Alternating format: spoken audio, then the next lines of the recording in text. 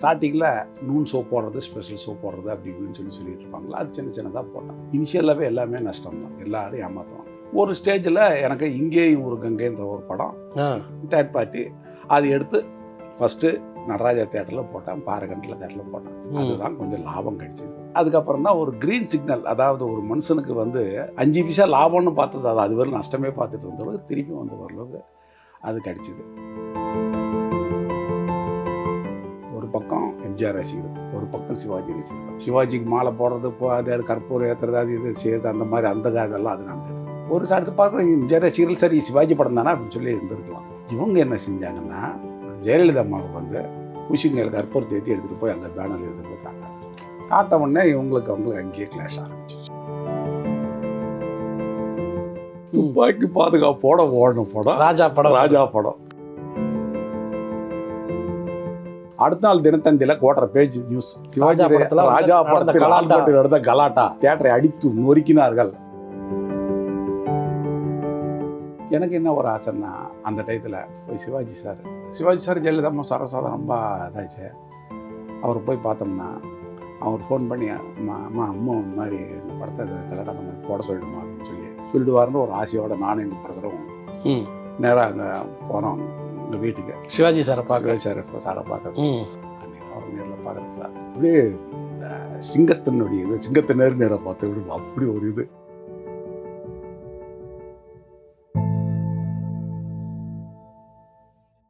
இப்போது புதிய அறிமுகம் ஆச்சி ஹோட்டல் சாம்பார் 50 கிராம் ரூபாய் 20 மட்டுமே. வணக்கம், இது வாவ் தமிழா.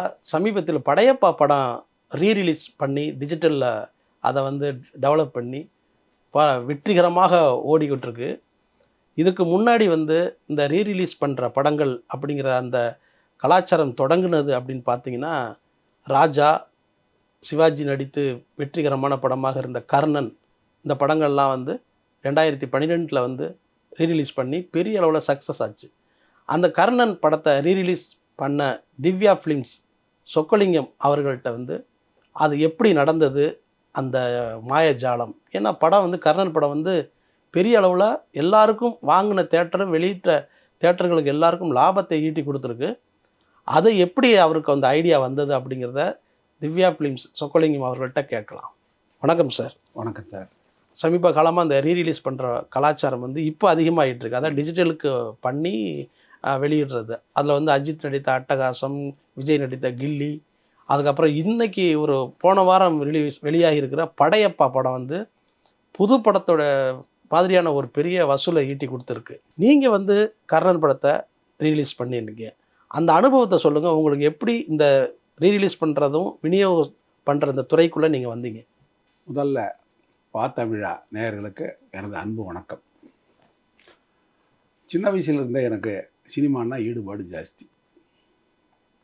அதனால் என்ன பண்ணோம்னா, ஸ்டார்டிங்கில் இந்த நூன் சோப் போடுறது, ஸ்பெஷல் சோப் போடுறது அப்படி இப்படின்னு சொல்லிட்டு இருப்பாங்களா, அது சின்ன சின்னதாக போட்டேன். இனிஷியலாகவே எல்லாமே நஷ்டம்தான், எல்லாரும் ஏமாற்றுவாங்க.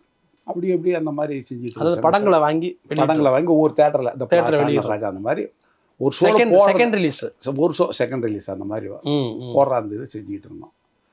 ஒரு ஸ்டேஜில் எனக்கு இங்கேயும் ஒரு கங்கைன்ற ஒரு படம் தேர்ட் பார்ட்டி அது எடுத்து ஃபஸ்ட்டு நடராஜா தேட்டரில் போட்டேன், பாரகண்டில் தேட்டரில் போட்டேன். அதுதான் கொஞ்சம் லாபம் கிடைச்சிது. இங்கேயும் ஒரு கங்கை ஷிஃப்டிங் ஆச்சுங்களா. அது வந்த பின்னாடி அதுக்கப்புறம் தான் ஒரு க்ரீன் சிக்னல், அதாவது ஒரு மனுஷனுக்கு 5 பைசா லாபம்னு பார்த்தது, அது வரை நஷ்டமே பார்த்துட்டு இருந்தளவுக்கு திருப்பி ஓரளவுக்கு அது கிடைச்சிது. அதுக்கு அடுத்தது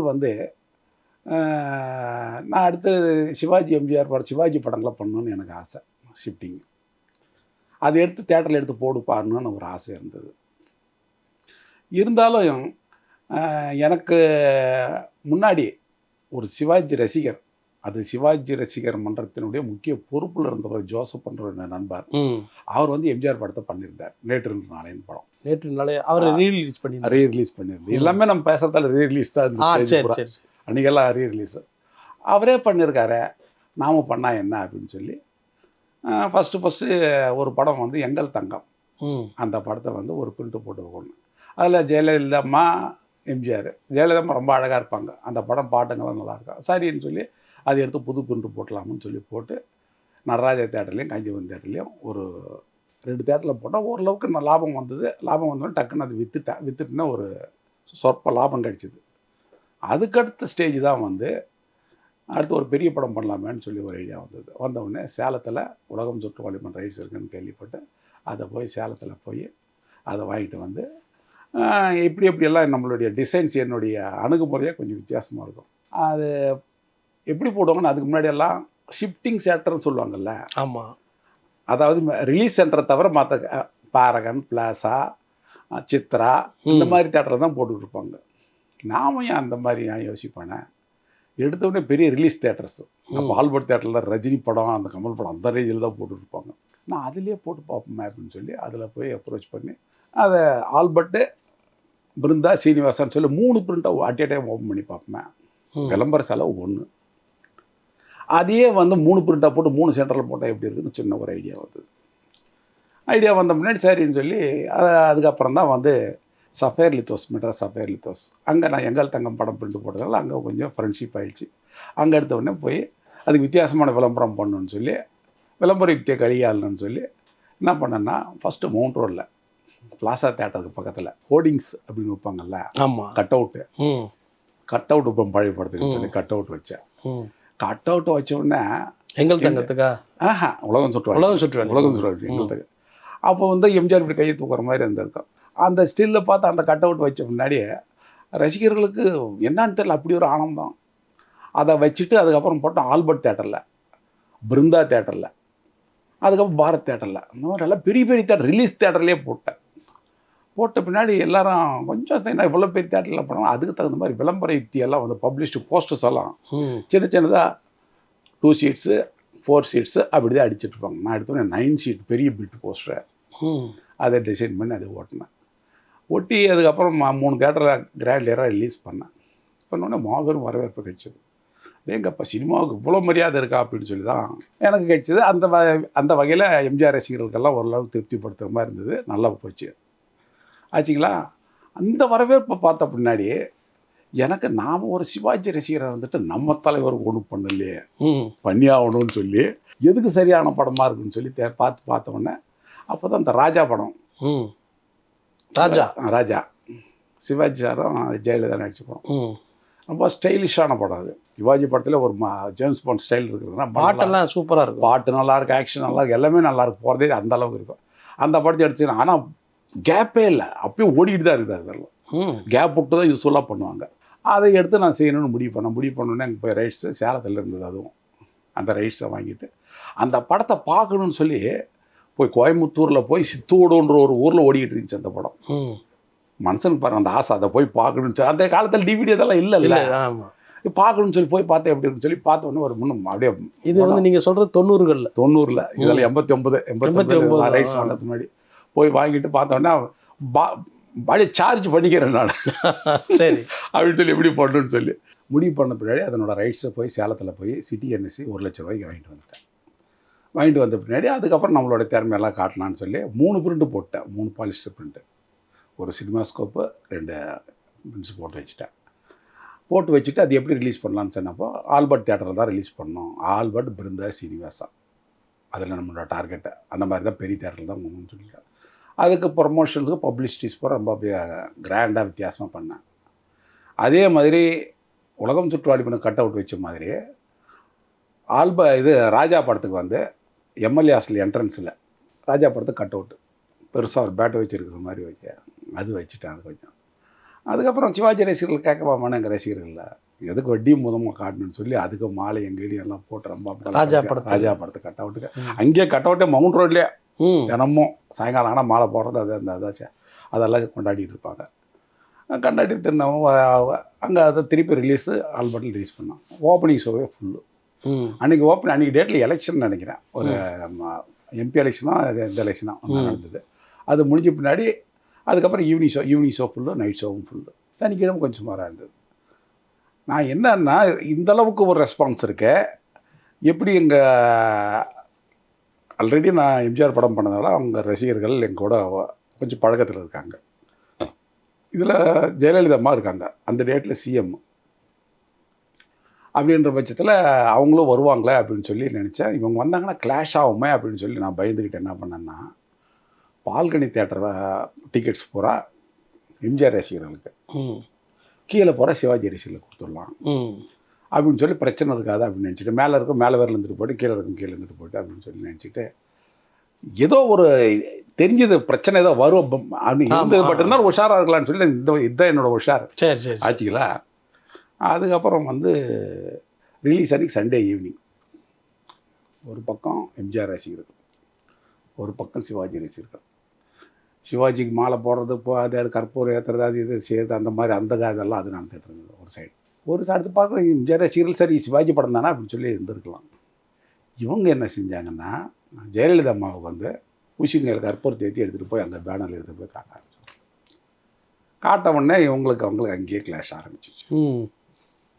என்னடா எங்கள் இது ஆள் படத்தில் வந்து நீங்கள் வந்து அப்படின்னு சொல்லி, எங்கள் அம்மா படத்தில் நீங்கள் என்னடா அப்படின்னு சொல்லி அங்கேயே அவங்களுக்குள்ள ஒரு மோதல் ஆரம்பித்து அடித்து கிடிச்சு எல்லாம் தகராறுலாம் பண்ண ஆரம்பிச்சிட்டாங்க.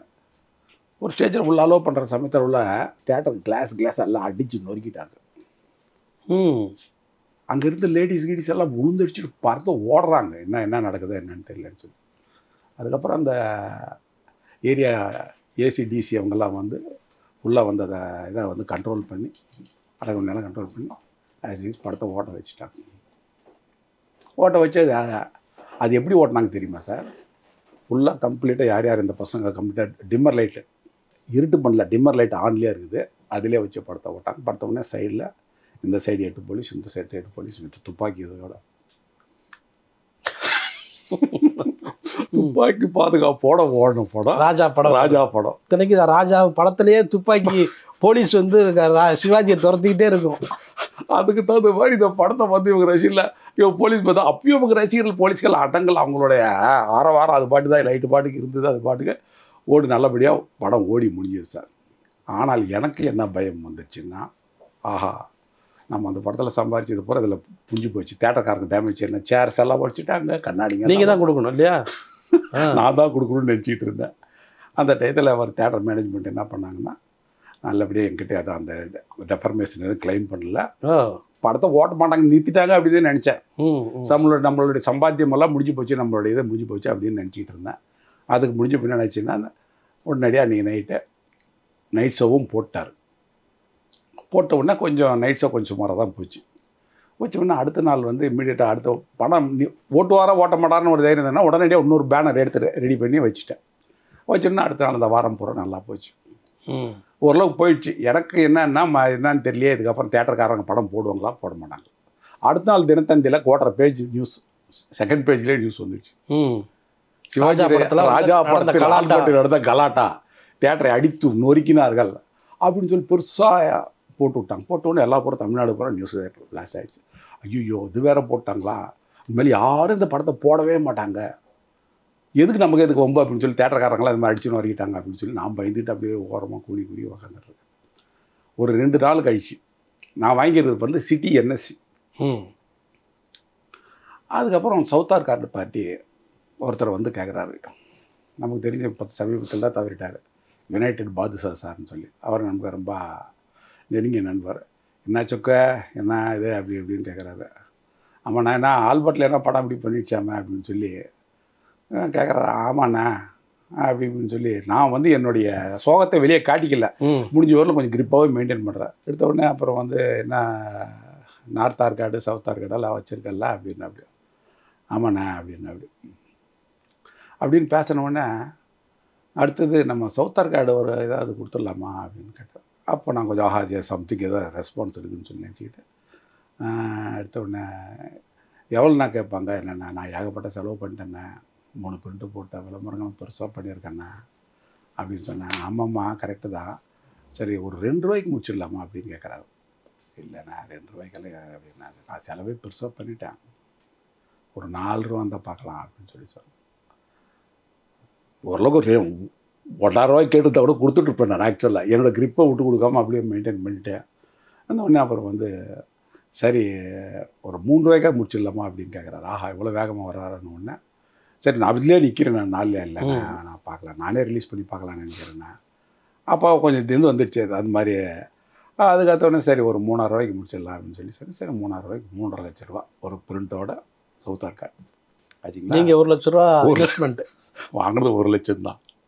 அதில் வாங்கி இதில் ஒன்றுலேயே இது வந்துடுச்சு. ஆல்பர்ட்லேயே பெரிய ஷேர் வந்துடுச்சு. ஆல்பர்ட்லேயே அந்த 1 லட்சத்துக்கு மேலே ஷேர் வந்துடுச்சு. சரி. ஆச்சுங்களா. அதுக்கு அடுத்தது வந்து north Arcot. North Arcot party அவங்களும் அதே மாதிரி இன்னொரு பார்ட்டியை பிடிச்சிட்டு வந்துட்டு அவங்களும் வந்து இதே மாதிரி கேட்குறாங்க. என்ன சவுத் ஆர்காடு என்ன ஏரியா, நார்த் ஆர்காடு. அப்போ நார்த் ஆர்காடு கொஞ்சம் பெருசாக இருக்கும். அது என்னென்ன, அது பெரிய ஏரியா இல்லைன்னா அதே ரேட்டு கேட்டேன் அப்படின்னு சொல்லி கேட்குறாங்க. கேட்ட உடனே ஒரு 5 ரூபாய்க்கு முடிச்சு கொடுங்கன்னு சொல்லி கேட்குறான். இல்லை அவ்வளோ போவச்சோக்கு இது பழைய படம் அப்படி இப்படின்னு சொல்லி சரி அவர் 4 லட்சத்துக்கு. இந்த 2 ஏரியா மட்டுமே 7.5 லட்சத்துக்கு பிஸ்னஸ் ஆகிடுச்சு. அதுக்கப்புறம் எல்லா தேட்டரில் அங்கெல்லாம் எல்லாம் ஓடிக்கிட்டு இருக்கும். ஆச்சுங்களா. இந்த மாதிரி போயிட்டு இருந்தது.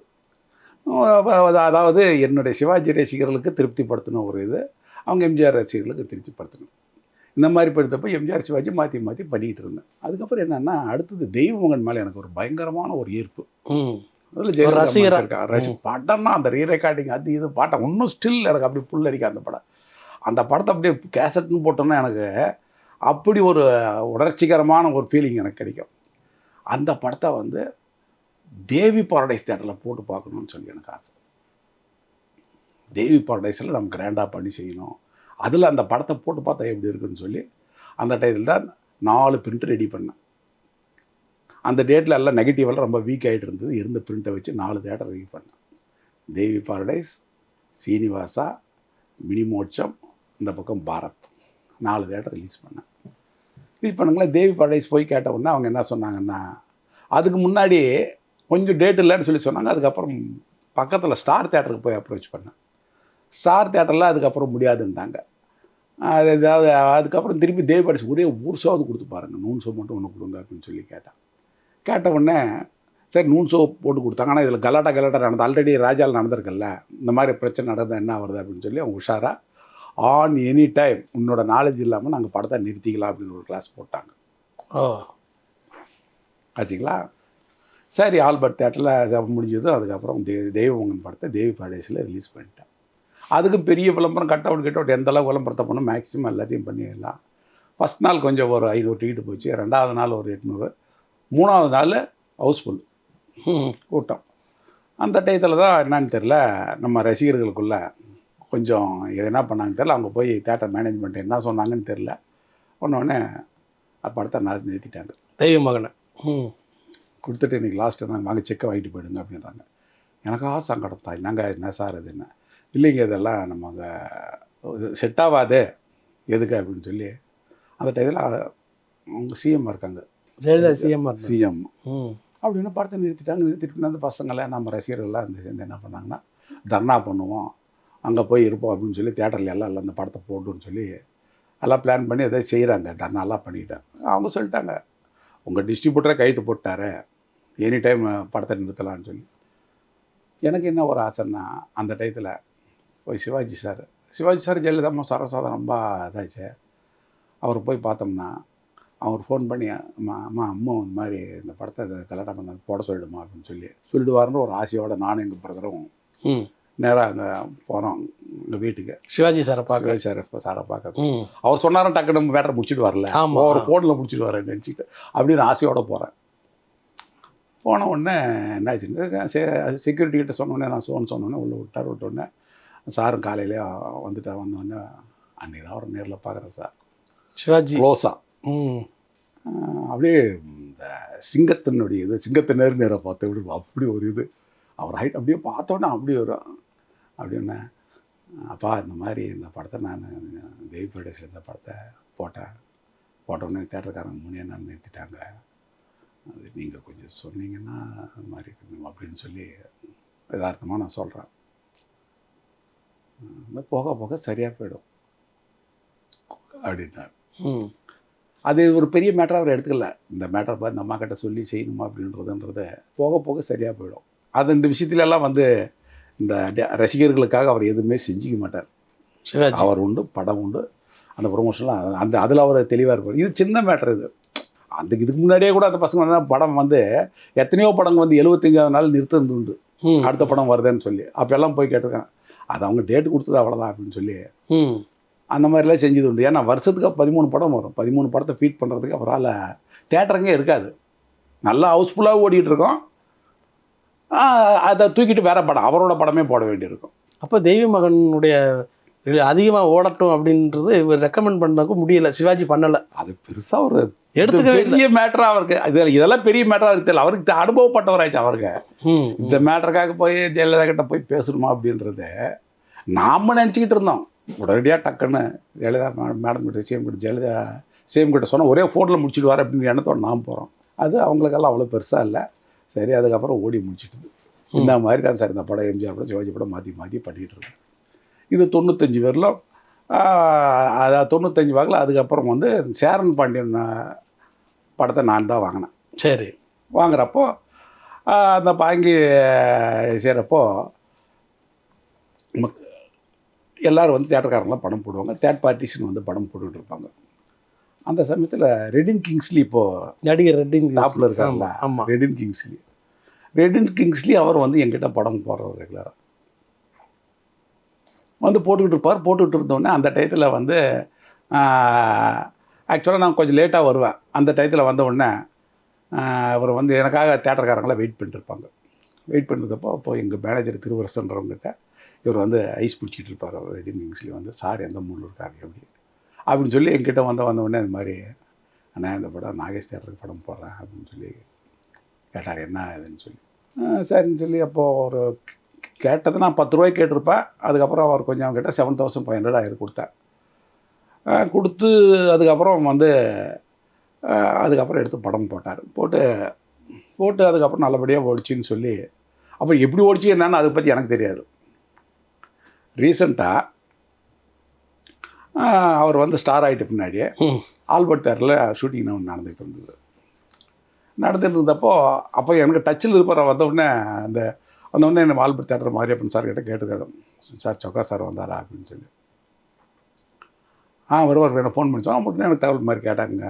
கிங்ஸ்லி கேட்டா அப்படின்னு. சரி வந்தவுடனே அண்ணா நாளைக்கு நான் மீட் பண்ணுறேன், கொஞ்சம் அவசரமாக போகிறேன்னு சொல்லிட்டு அப்படி கிளம்பிட்டார். சரி நாளைக்கு ஷூட்டிங் இருக்குன்னு சொன்னால் அடுத்த நாள் இதை சொன்ன உடனே எங்கள் வீட்டில் எங்கள் பையனுக்கு எங்கள் பேத்திக்கெல்லாம் வந்து ரெடின் கிங்ஸ்லியோட அவங்க ஃபேன்ஸ். அவங்க அவரெல்லாம் எனக்கு தெரியுண்டா அப்படின்னு ஐயோ நான் பார்க்கணும்னு ஆசைப்பட்டு வந்தாங்க. சரி அடுத்த நாள் அழைச்சிட்டு போனேன். அந்த அளவுக்கு உங்க மேலே அனுபவிக்கிறதுக்கு முதல் காரணம் இந்த சேரன் பாண்டியன் படத்தை அவர் வாங்கி அந்த நாகேஷ் தேட்டரில் ரிலீஸ் பண்ணது. அதில் லாபம் சம்பாதிச்ச விசுவாசம், மரியாதை மறக்கல அவர். மறிச்சு அந்த பாருங்களேன் கேரவனில் என்னை போய் உட்கார வச்சு ராஜ மரியாதை அடையப்பா கிண்டிட்டு கிட்டெல்லாம் எடுத்துக்கு வந்தெல்லாம் வச்சுட்டு அதுக்கப்புறம் சொல்லி வந்தார். ஷூட்டிங் முடிச்சுட்டு வந்தோடனே அண்ணா எப்படின்னா இருக்கீங்க அப்படின்னு சொல்லி நல்லா இருக்குமா அப்படின்னு சொல்லி பேசிகிட்டு இருக்கப்போ அப்போ தான் எங்கள் சன்னுக்கிட்ட அவர் அங்கே படம் போட்ட அனுபவத்தையாவது சொல்கிறாரு. தம்பி உங்கள் அப்பாவுக்கிட்ட பார்க்கணுன்னா எப்படி நிற்பேன்னு தெரியுமா? டெரராக இருப்பார் அவர்கிட்ட அயர் போடுறதுலேருந்தே பெரிய மேட்டராக இருக்கும் அப்படின்னு சொல்லி நம்மளோட பெருமையை பற்றி நம்ம பையன்கிட்ட சொல்கிறது பெரிய ஒரு விஷயம் இல்லை, கௌரவம் இல்லை. சரி சோஹா நம்ம அப்பா அந்த அளவுக்கு இருந்திருக்காரு அப்படின்னு சொல்லி அப்பா சன்னுக்கு அப்போ தெரிஞ்சிருக்கிறத அதை ரொம்ப பெருந்தன்மையாக சொன்னேன். அப்படி இப்படி எல்லாம் இருந்தால் நாங்கள் அப்படின்னு சொல்லி அதை மறக்காமல் அன்றைய இன்னும் மீரான் சாப்பிட்டு அவங்களுடைய மேலையெல்லாம் அவருக்கு அன்பு உண்டு. ஸ்டில் இன்னும் பேசினா கூட நான் அந்த படம் செஞ்சேன் அப்படி அந்த படம் செஞ்சேன் அடுத்து கேட்டுக்கிட்டு இருக்கிற மாதிரி ஒரு பழக்கம் இருக்குது ஆச்சுங்களா. இப்போ வந்து நீங்கள் அதுக்கு அடுத்த படமாக என்ன டிஜிட்டல் பண்ணி வெளியிட்டீங்களே அந்த அனுபவத்தை சொல்லுங்கள். கர்ணனா